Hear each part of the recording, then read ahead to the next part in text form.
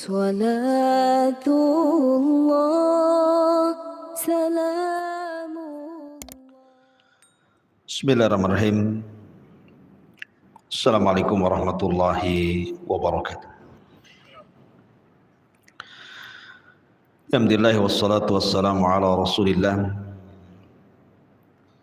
wa ala alihi wa sahbihi wa mawalah. Wala hawla wala quwata illa billahi wa ba'du. Alhamdulillah, di malam hari ini dengan izin Allah Subhanahu wa taala kembali kita bisa duduk untuk bertalabul ilmi, duduk di taman-taman sorga. Salawat dan salam kita hadiahkan kepada Rasul kita Nabi besar Muhammad sallallahu alaihi wa ala alihi wasallam. Sekedar murajaah saja apa yang pernah kita jelaskan pada waktu yang sudah lewat karena libur panjang. Kita akan menjelaskan kembali tentang Siratul Mustafa, sejarah Nabi sallallahu alaihi wasallam. Dan malam ini kita akan membahas tentang Amul Hazni, tahun kesedihan Rasul sallallahu alaihi wa ala alihi wasallam. Kenapa tahun ini disebut tahun kesedihan Rasul? Karena di tahun ini dua manusia yang selama ini menolong Nabi sallallahu alaihi wasallam dalam dakwah, mulai dari diangkatnya beliau menjadi Rasul dengan berbagai macam ujian dan cobaan.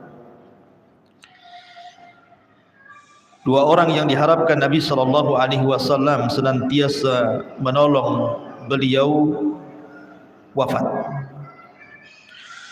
Maka dengan wafatnya dua orang ini, maka tahun wafatnya disebut Amul Hazni, tahun kesedihan.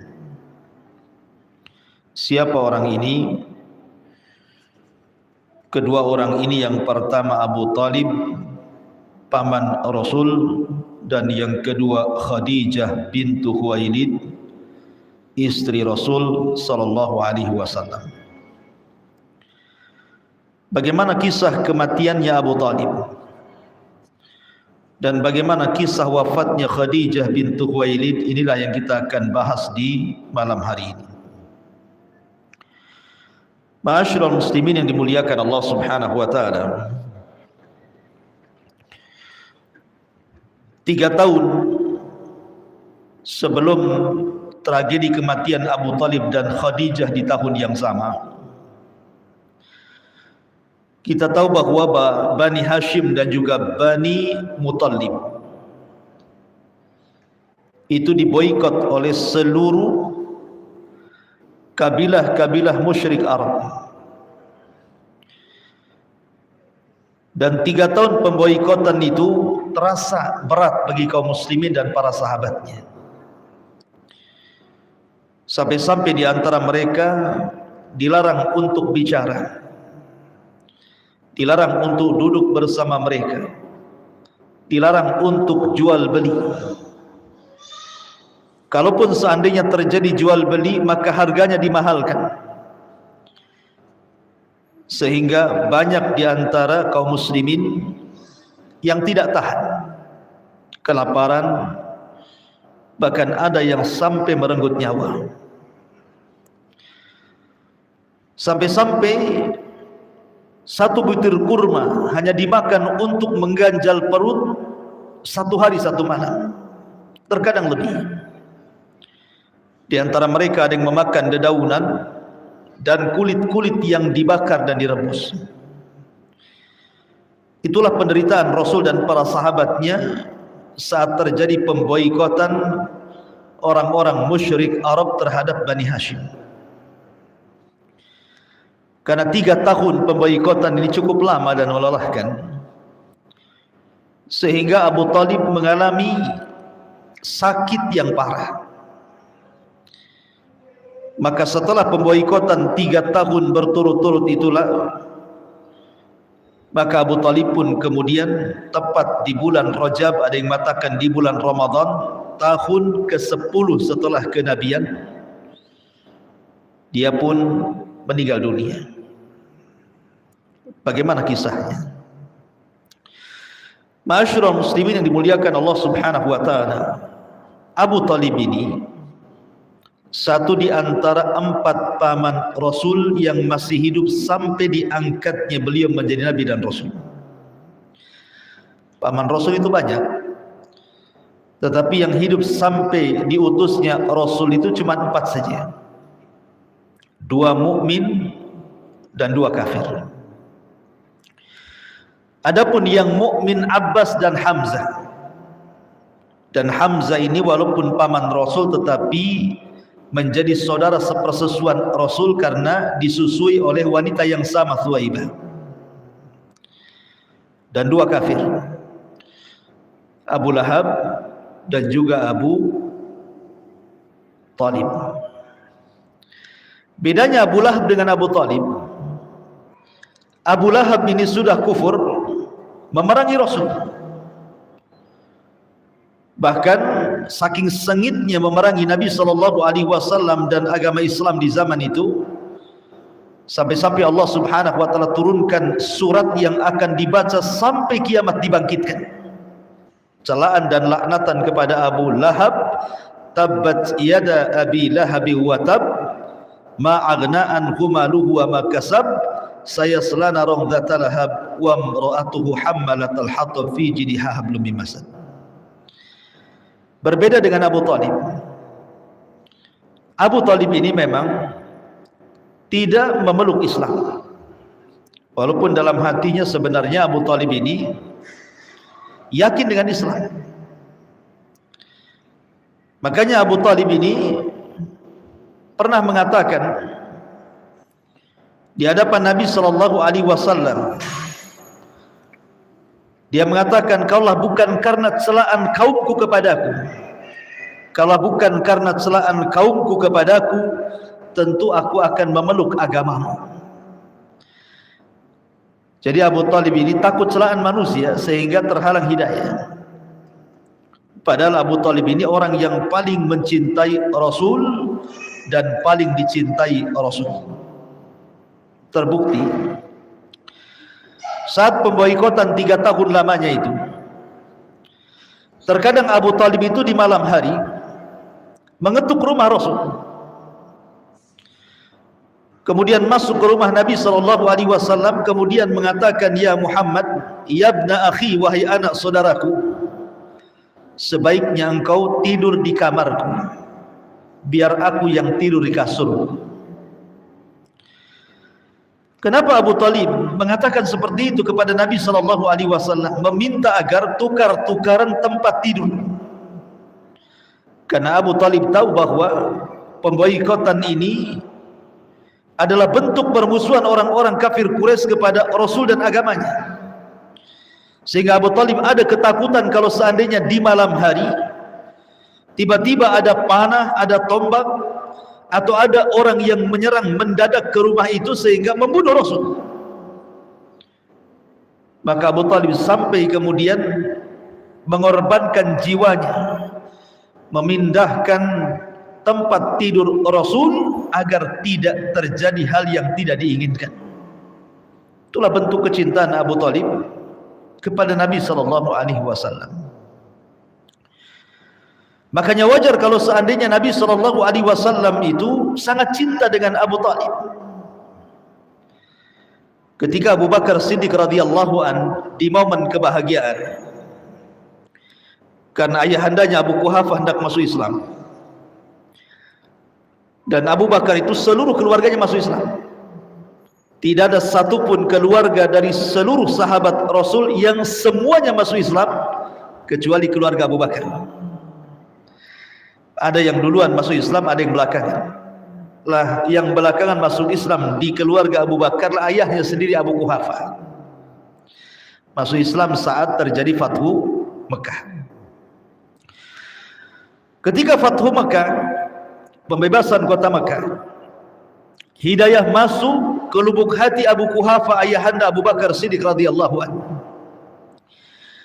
Maka Abu Quhafah pun meminta kepada Abu Bakar putranya untuk memapah beliau berjumpa dengan Rasul. Kata Nabi SAW ketika melihat Abu Quhafah yang dipapah oleh Abu Bakar, kata Rasul, ya Abu Bakar, kenapa engkau tidak memanggil diriku supaya aku yang datang ke rumahmu? Kasihan orang tua renta ini. Tapi Abu Bakar Siddiq radhiyallahu anhu mengatakan, tidak, kami yang harus datang kepadamu wahai Rasul. Bapakku Abu Quhafah, dia hendak masuk Islam dan berbaiat kepada agama. Maka Nabi SAW kemudian duduk di hadapan Abu Quhafah. Kemudian tangan Abu Quhafah memegang tangan Rasul, bersalaman. Tiba-tiba ketika Abu Quhafah hendak mengucapkan dua kalimat syahadat, asyhadu an la ilaha illallah wa asyhadu annaka Rasulullah, fabaka Abu Bakar. Abu Bakar tiba-tiba menangis. Sehingga Nabi SAW heran.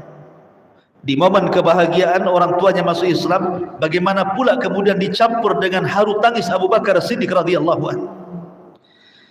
Kata Nabi SAW, wa ma yubkika ya Abu Bakr, apa yang membuat anda menangis wahai Abu Bakar? Lihat jawaban Abu Bakar Siddiq radhiyallahu anhu. Dia mengatakan, ya Rasulullah, seandainya tangan yang menjulurkan pada hari ini, yang hendak berbaiat kepadamu dan masuk Islam kepada agamamu, itu bukan tangan ayahku, tapi tangan pamanmu Abu Talib yang sudah meninggal itu.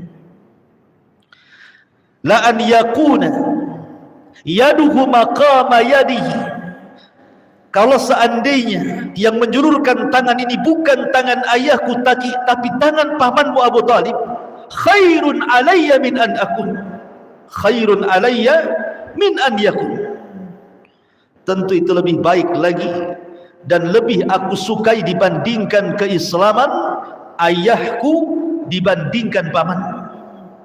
Seandainya masuk Islam pamanmu, aku lebih bahagia. Kenapa Abu Bakar Siddiq mengatakan seperti itu? Karena Abu Bakar tahu posisi Rasul dengan Abu Talib, sangat cinta dengan Abu Talib itu.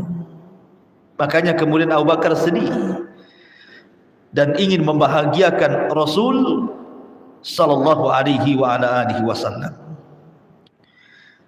Ma'asyiral muslimin yang dimuliakan Allah azza wa jalla, ketika Allah subhanahu wa ta'ala berfirman dalam surah Ad-Duha, wa wajadaka yatiman fa'awa, dan kami dapati engkau Muhammad dalam kondisi yatim, fa'awa, maka Allah yang melindungi dirimu. Umumnya anak yatim, ikhwan, biasanya ditelantarkan. Itulah anak yatim. Kebanyakan anak yatim itu tidak terawat.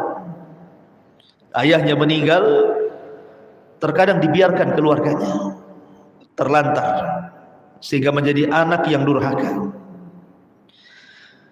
Tapi Nabi SAW tidak ditelantarkan Allah. Ketika ibundanya Aminah meninggal dunia, kemudian Nabi SAW dirawat oleh, sebelumnya ketika Nabi SAW kecil dirawat oleh Thuwaibah, kemudian beralih kepada Halimah Sa'diyah, kemudian beralih kepada Abdul Muttalib kakeknya, kemudian beralih kepada Abu Talib. Dan Nabi SAW lebih banyak tinggal di rumah pamannya Abu Talib. Baru setelah menikah dengan Khadijah beralih kepada Khadijah. Baru setelah kemudian pamannya meninggal, Khadijah meninggal, maka Rasul pun kemudian beralih, dilindungi oleh Allah dengan orang ahli dilindungi oleh Allah dengan orang-orang Ansar. Berpindah satu tempat ke tempat berikutnya fa'awa. Tapi dari seluruh keluarga yang mengkafil Rasul, melawat Rasul, yang paling lama adalah di rumah siapa? Pamannya. Tarbiyah Abu Talib kepada Nabi SAW cukup lama, dari usia 8 tahun sampai menikah dengan Khadijah, sampai diangkatnya menjadi Nabi dan Rasul. Abu Talib senantiasa menyayangi Nabi SAW. Makanya wajar Rasul tidak bisa melupakan kebaikan Abu Talib. Ma'asyiral muslimin yang dimuliakan Allah Subhanahu wa taala, disebutkan dalam kitab ini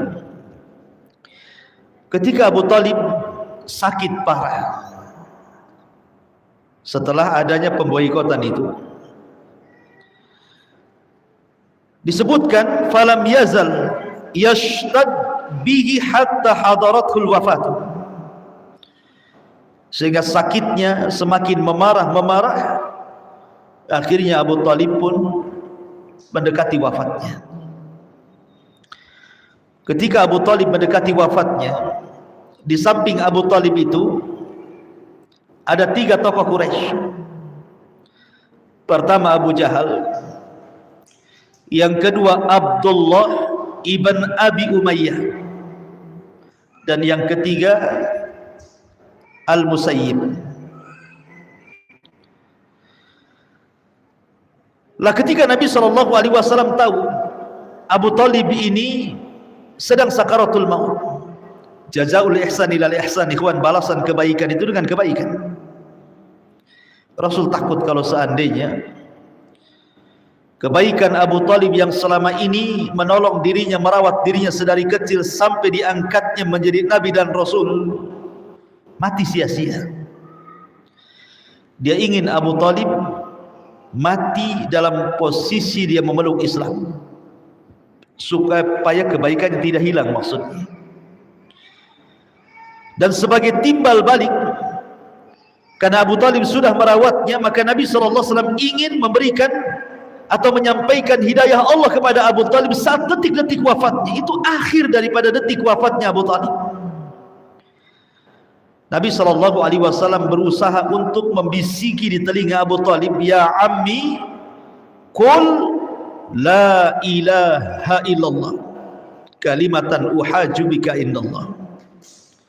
Wahai pamanku Abu Talib, ucapkanlah la ilaha illallah. Kalau engkau mengucapkan kalimat ini, aku akan berhujjah di hadapan Allah, engkau akan diselamatkan. Tetapi masalahnya, di samping Abu Talib ini ada kawan-kawan seperjuangan jahiliyah. Ada Abu Jahal, ada Abdullah ibn Abi Umayyah, ada Musayyib. Sehingga terkadang Abu Talib melirik wajah Rasul, sekali-kali terkadang melirik wajah 3 tokoh Quraisy. Tapi sayang lisannya terkunci untuk mengucapkan kalimat la ilaha illallah. Karena setiap dia hendak mengucapkan kalimat itu, Abu Jahal dan Abdullah ibn Abi Umayyah langsung kemudian membantah dan mengatakan, ya Abu Talib, atarghabu millati Abdul Muttalib? Wahai Abu Talib, bencikah engkau dengan agama nenek moyangmu Abdul Muttalib, sehingga engkau harus menuruti apa kata Muhammad? Sehingga tidak jadi dia mengucapkan kalimat itu dan mendengarkan kawan-kawannya. Lihat bahayanya kawan-kawan yang jahat ini, bahayanya kawan-kawan yang su'ul akhlak, akhlaknya buruk, mempengaruhi Abu Talib sehingga tidak mengucapkan kalimat la ilaha illallah. Maka Nabi SAW terus mentalkin la ilaha illallah, sementara Abu Jahal dan Abdullah ibn Abi Umayyah terus mentalkinkan kalimat yang lain, atarghabu an millati Abdul Muttalib, bencikah engkau dengan agama moyangmu Abdul Muttalib wahai Abu Talib? Sampai hembusan nafas terakhir Abu Talib tidak mengucapkan kalimat la ilaha illallah, mati kafir. Anehnya Abdullah ibn Abi Umayyah yang mengatakan kepada Abu Talib, jangan kau ucapkan kalimat itu, maksudnya la ilaha illallah. Apakah engkau benci dengan agama moyangmu Abdul Muttalib? Belakangan dia masuk Islam. Abdullah ibn Abi Umayyah yang mentalkin Abu Talib kepada kekufuran, belakangan dia masuk Islam dan mati di perang Mu'tah. Hidayah ikhwan. Dia yang menghalang-halangi hidayah, dia pula yang dapat hidayah. Abdullah ibn Abi Umayyah ini. Ma'asyiral muslimin yang dimuliakan Allah Subhanahu wa taala, dari sini sepakat ahli sunnah wal jamaah, Abu Talib mati kafir. Kecuali orang-orang Syiah mengatakan Abu Talib itu muslim.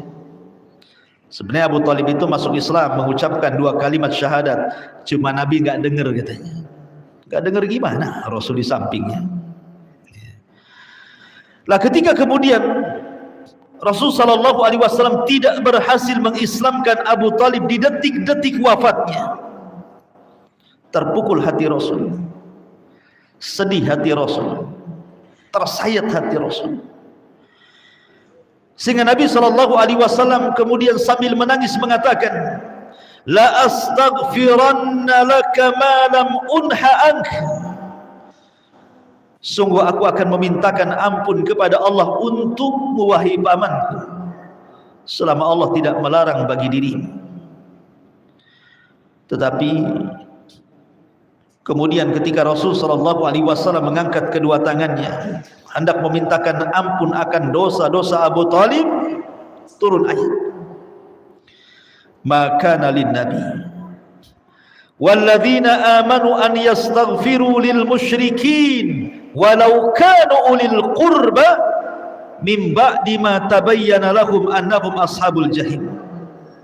Tidak layak bagi seorang nabi, tidak layak bagi orang-orang yang beriman memintakan ampun kepada orang-orang musyrik walaupun mereka keluarga paling dekat dengan dia, setelah jelas bahwa mereka akan masuk ke neraka Jahannam.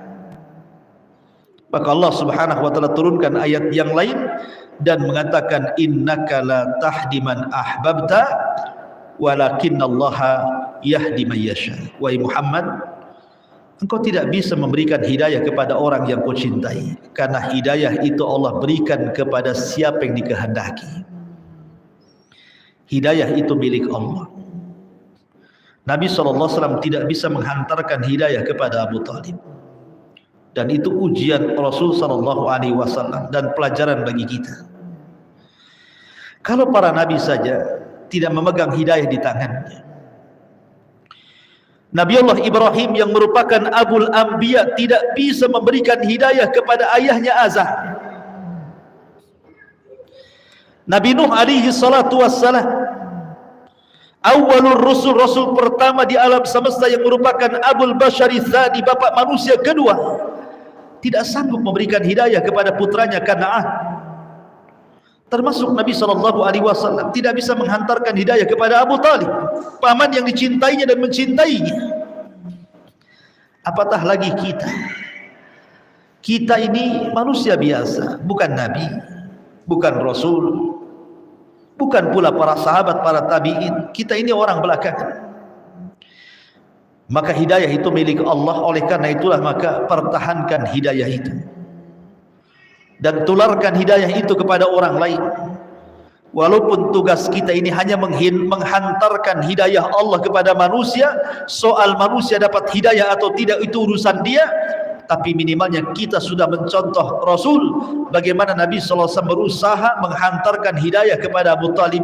Akan tetapi sekali lagi hidayah itu milik Allah Subhanahu wa ta'ala. Wa ma 'alaika illal balag. Tugas kamu wahai Muhammad cukup menyampaikan. Soal mereka nerima atau tidak kan urusan mereka. Makanya antum kalau berdakwah pegang kaidah ini. Kita ini hanya menyampaikan kebenaran. Sampaikan kebenaran di tengah-tengah keluarga. Sampaikan kebenaran di tengah-tengah manusia. Soal mereka menerima atau tidak itu urusan mereka. Dan tidak dituntut agar mereka mengikuti apa yang kita dakwahkan. Kita hanya dituntut menyampaikan kebenaran saja. Selesai. Lihat ketika Nabi SAW bermimpi, Melihat ada nabi tidak punya pengikut. Melihat ada nabi pengikutnya 1, 2, 3, 10 pengikut. Walaupun ada nabi ribuan bahkan jutaan pengikut. Tetapi ketika ada nabi tidak ada pengikut sama sekali, apakah kita katakan dakwahnya gagal? Tidak. Gagal dan tidaknya dakwah itu bukan banyak dan tidaknya pengikut. Tapi gagal dan tidaknya dakwah itu bicara soal sudahkah kita menyampaikan kebenaran atau bukan. Kalau kita sudah menyampaikan kebenaran tapi tidak ada orang yang mengikuti, Anda sudah berhasil berdakwah. Kenapa? Karena sudah menyampaikan kebenaran walaupun pahit rasanya. Tetapi kalau Anda belum menyampaikan kebenaran walaupun 1 juta orang mengikuti Anda, maka Anda belum berhasil berdakwah kepada Allah Azza wa Jalla, karena belum menyampaikan kebenaran masalahnya. Taib. Ma'asyiral muslimin yang dimuliakan Allah Azza wa Jalla, suatu ketika Abbas, paman Rasul Abbas ini kan tahu bagaimana perjuangan Abu Talib mentarbiyah Rasul sampai membentengi Rasul saat beliau diangkat jadi Nabi dan Rasul. Ketika orang-orang Quraisy datang kepada Abu Talib hendak mencelakakan Nabi, kemudian mengatakan, ya Abu Talib, inna ibna akhik qad sabba alihatina wa farraqa jama'atana wa saffaha ahlamana. Wahai Abu Talib, anak saudara Muslim Muhammad itu sudah menjelek-jelekan agama kami, memporak-porandakan barisan kami, menghina bapak moyang kami. Kalau Anda tidak mencegahnya, kami yang akan mencegahnya. Akhirnya Abu Talib tidak langsung menyampaikan hal ini kepada Rasul. Besoknya mereka datang lagi dan mengatakan hal yang sama. Besoknya mereka datang lagi dan menyampaikan hal yang sama kepada Abu Talib. Abu Talib kasihan dengan Rasul. Kalau terjadi sesuatu kepada Nabi SAW, dia datang dan menyampaikan, ya ibna akhi, wahai anak saudaraku, orang-orang musyrik sudah mengatakan ini dan itu kepadaku, sebaiknya hentikan dakwahmu sementara. Maka Nabi SAW mendengar apa yang dikatakan Abu Talib. Dia marah kepada orang-orang musyrik. Walaupun ucapan ini sebagian ulama melemahkannya, tetapi ucapan ini masyhur di buku-buku sejarah. Kata Nabi SAW, "Law wada'u syamsa fi yamini wal qamara fi shimali ala an atruka hadzal amra wallahi ma taraktuhu." Seandainya mereka membawa matahari kemudian diletakkan di tangan kananku dan bulan di tangan kiriku, memaksa aku meninggalkan dakwah yang mulia ini, demi Allah aku tidak akan meninggalkannya. Melihat semangatnya Rasul, Abu Talib pun luluh hatinya dan mengatakan, kalau itu yang kau mau wahai Muhammad, kul ma syi'ta waf'al ma ahbabta. Katakan sesukamu, perbuat sekehendakmu, aku akan berusaha membentengimu. Lah Abbas ini tahu bagaimana perjuangan Abu Talib dalam membentengi Nabi SAW dari musuh-musuhnya. Tiba-tiba Abu Talib mati tidak mengucapkan kalimat la ilaha illallah. Maka Abbas datang menemui Nabi SAW dan mengatakan, wahai Rasul, pamanmu Abu Talib ma'ruf sudah membantu dan menolong dakwah. Apakah pertolongan yang selama ini dia sumbangkan kepadamu bermanfaat bagi dia pada hari kiamat? Apakah pertolongan Abu Talib selama dia masih hidup kepadamu wahai Muhammad, wahai Rasul, wahai Nabi Allah, bermanfaat untuk dia pada hari kiamat? Lihat jawaban Nabi SAW kepada Abbas ibn Abdul Muttalib. Dia mengatakan, huwa fi dhahdhahi min nari walaula ana lakana fi darkil asfali minan nar. Kata Nabi SAW, sungguh sebenarnya Abu Talib itu harusnya berada di gelombang api neraka. Kalau bukan karena diriku, kata Rasul, tentu dia akan diletakkan di neraka yang paling dasar.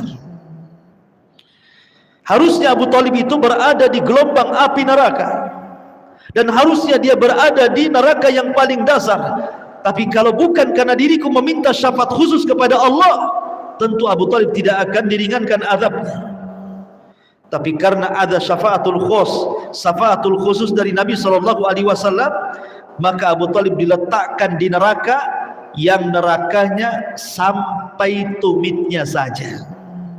Jadi dangkalnya neraka itu sampai tumitnya Abu Talib, tidak sampai menenggelamkan dirinya. Tapi kata Rasul, walaupun nerakanya Abu Talib sampai kepada tumitnya, cukup mendidihkan kepalanya. Dan itu seringan-ringannya adab orang kafir. Abu Talib karena syafaat khusus yang diberikan oleh Allah kepada beliau atas syafaat Nabi SAW. Inilah kisah yang pertama, wafatnya Abu Talib, dan Rasul terpukul dengan wafatnya beliau. Ma'asyiral muslimin yang dimuliakan Allah Subhanahu wa taala, maka selang beberapa waktu di tahun yang sama, tahun ke-10, rupanya kesedihan Nabi SAW tidak berhenti sampai di situ. Nabi SAW lebih terpukul lagi saat kematian Khadijah, istri tercintanya. Kematian Abu Talib sudah memukul hatinya. Rupanya kematian Khadijah jauh lebih memukul jiwanya. Bagaimana kisah wafatnya Khadijah?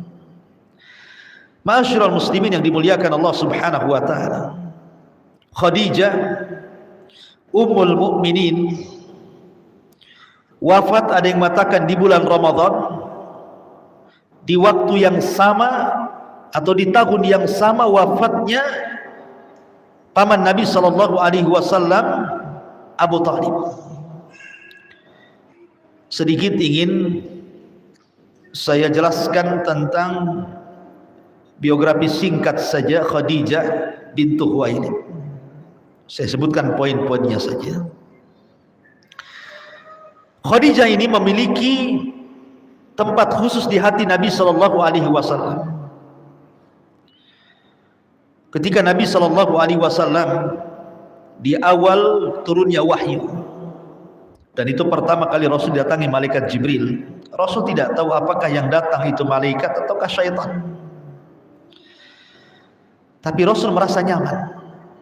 Di satu sisi dia ketakutan, apalagi setelah dia melihat bentuk asli Jibril alaihi salam dengan sayap yang sangat besar, 600 sayap dengan satu sayap terbentang ufuk. Dia datang kepada Khadijah dan mengatakan, zammiluni, zammiluni, selimuti aku, selimuti aku. Khadijah ini wanita berakal. Ketika Nabi SAW merasa was-was, siapa sebenarnya yang ditemuinya?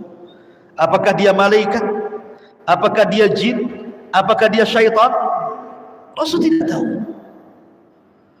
Sehingga Rasul merasa ketakutan, sehingga demam dan panas tinggi.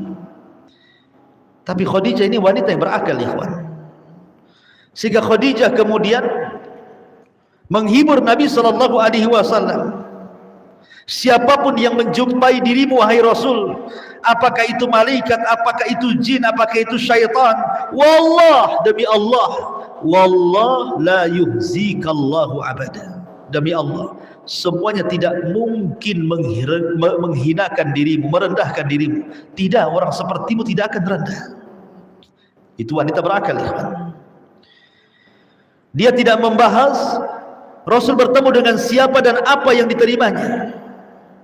Tapi saat ketakutan Khadijah berusaha untuk menenangkan Nabi SAW, orang sepertimu, orang baik sepertimu, wahai suamiku, tidak mungkin dihinakan gara-gara peristiwa itu. Kemudian Khadijah mengatakan, fa wallah la yuhzikallahu abada, innaka latasilur rahim wa tasduqul hadith wa tahmilul kallah wa tuqsibul ma'dum wa taqrid dhaifa wa tu'inu ala nawaibil haqq. kata Khadijah. Bagaimana orang sepertimu akan dihinakan sementara engkau itu orang yang suka menyambung silaturahim. Ucapannya jujur, membantu orang susah, membela orang yang kesusahan dan begitu seterusnya. Orang sepertimu loh, tidak mungkin susah, tidak mungkin dihinakan Allah. Artinya Khadijah itu memang luar biasa gitu, menghibur Nabi SAW di saat Rasul sedang kesedihan. Subhanallah. Yang mengherankan saat wafatnya Khadijah, setelah tahun pengepungan itu, Hisar, Khadijah ini kan sudah tua, menikah dengan Nabi SAW di usia 40 tahun. Dan Khadijah hidup bersama Nabi SAW itu 25 tahun setelah diangkatnya menjadi Nabi dan Rasul. Artinya Khadijah di saat itu berusia 65 tahun. Kan sudah tua 65 tahun itu. Tapi Nabi SAW tidak pernah berpoligami. Mencukupkan Khadijah karena mewakili seluruh wanita. Semua wanita ada pada Khadijah sehingga Rasul tidak berpoligami. Lah ketika dalam pengepungan 3 tahun pemboikotan kepada Bani Hashim dan Bani Muttalib itu, apa yang terjadi kepada pamannya Abu Talib juga terjadi kepada Khadijah. Khadijah ini banyak mengorbankan hartanya sampai ludes habis untuk menolong dakwah Rasul dalam pengepungan dan juga pemboikotan itu, memberi makan fuqara wal masakin supaya jangan ada yang kelaparan. Walaupun tetap saja banyak orang yang kelaparan karena hartanya habis untuk itu. Jadi Khadijah sakit, dan sakitnya memarah. Ma'asyiral muslimin yang dimuliakan Allah Subhanahu wa taala, sehingga suatu hari Khadijah ini mencari Nabi SAW di tahun ke-10 setelah kenabian ini, setelah 3 tahun pengepungan. Dicari ke sini tidak ketemu, dicari ke situ tidak juga ketemu. Maksud Khadijah adalah hendak menghantarkan makanan dan minuman untuk suaminya. Rupanya Nabi SAW dihabarkan berada di Bukit Safa, sedang duduk di sana termenung. Maka dengan lunglainya wanita tua ini, Khadijah bintu Khuwailid yang usianya sudah 65 tahun, membawa makanan dan minuman mencari suaminya Rasul SAW sampai dia naik ke bukit, sampai terkadang jatuh dan bangun. Ketika sudah sampai dan mendekati Nabi SAW, di waktu yang sama datang Jibril. Jadi Khadijah hendak menemui Rasul, di waktu yang sama turun Jibril dan mengatakan kepada Nabi SAW,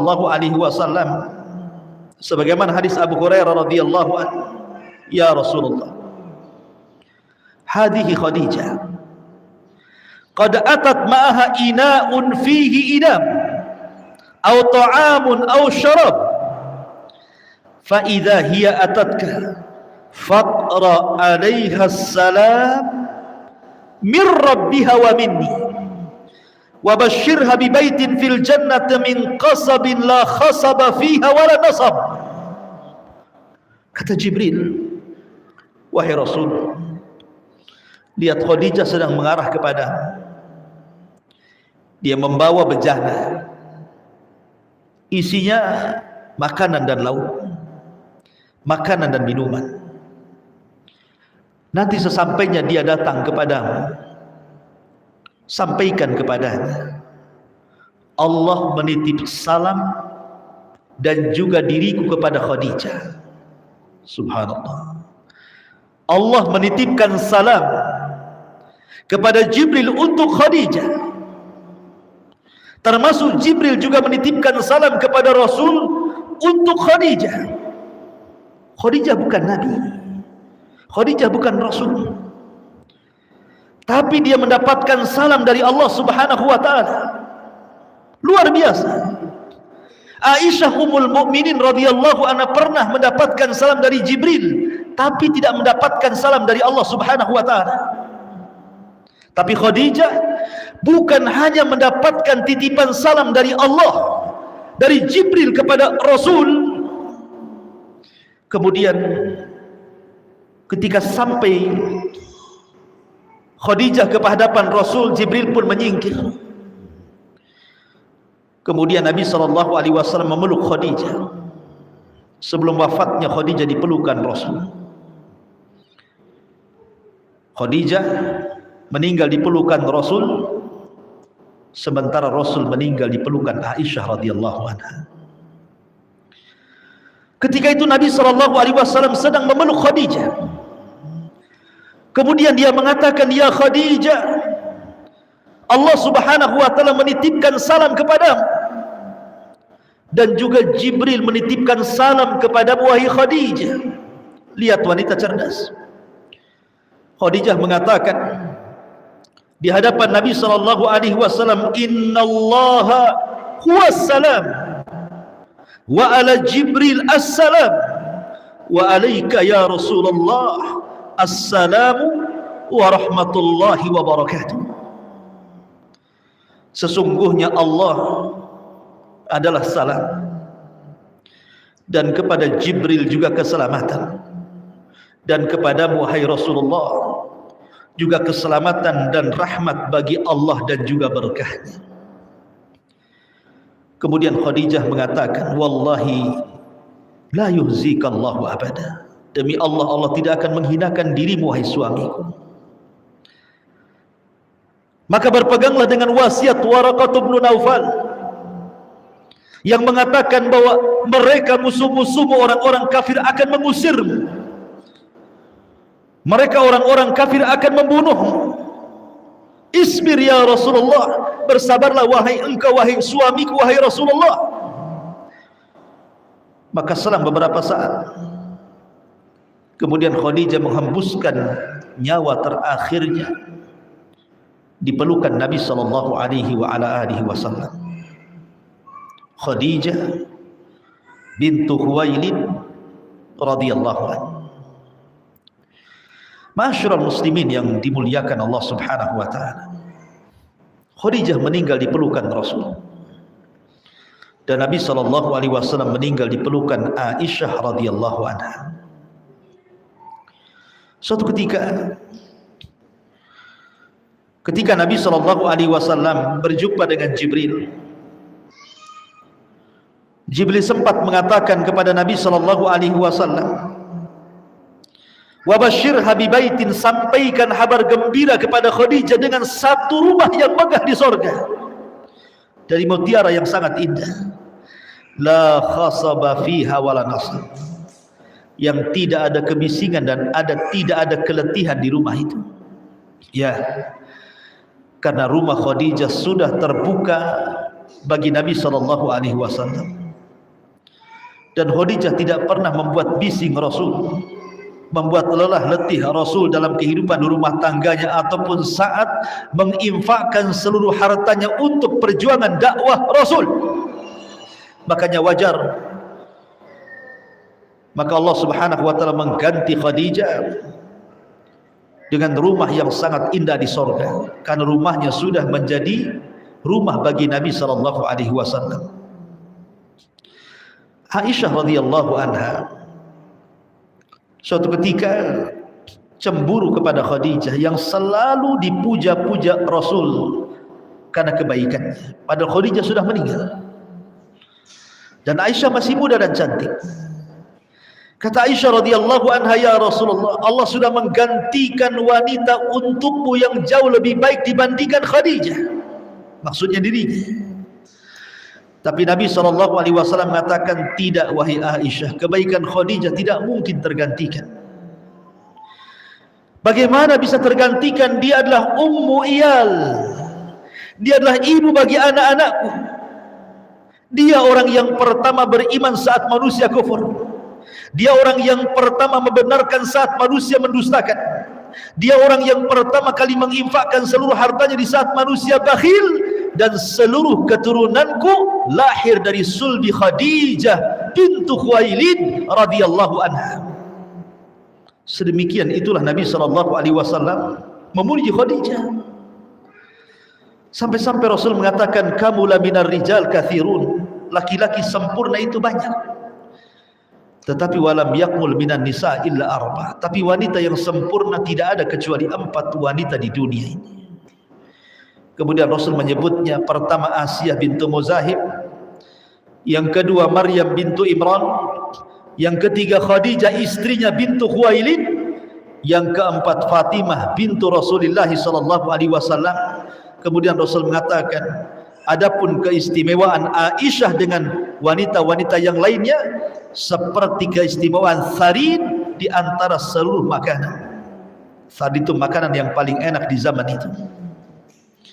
Ma'asyiral muslimin, jamaah sekalian yang dimuliakan Allah Subhanahu wa taala. Saat wafatnya Khadijah, Nabi itu sangat terpukul luar biasa. Ya, pertama kan dalam tahun yang sama Abu Talib meninggal, dan itu sangat menyakitkan.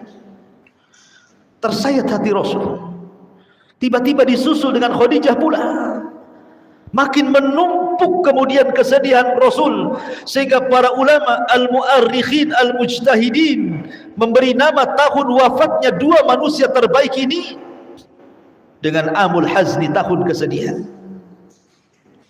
Ketika Nabi SAW terus menangis karena wafatnya Khadijah dan sebelumnya pamannya Abu Talib, para sahabat datang, maksudnya meredakan Rasul supaya Rasul jangan terlampau sedih banget gitu.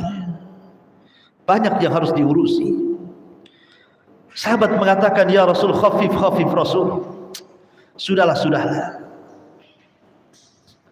Tapi Rasul mengatakan di hadapan para sahabatnya, bagaimana aku akan berhenti dari kesedihan ini sementara mereka yang telah meninggalkan diriku adalah orang-orang yang berjasa kepadaku.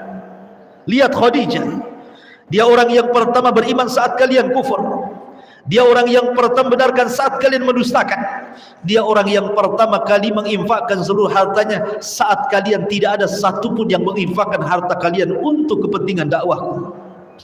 Dari sini kemudian sahabat terdiam, dan Nabi SAW pun kemudian terdiam. Wallahu a'lam bishawab. Inilah kisah Amul Hazni yang dikisahkan oleh para ulama sejarah. Subhanakallah bihamdika asyhadu an la ilaha illa anta astaghfiruka wa atubu ilaik. Allahu ta'ala alam. Assalamualaikum warahmatullahi wabarakatuh.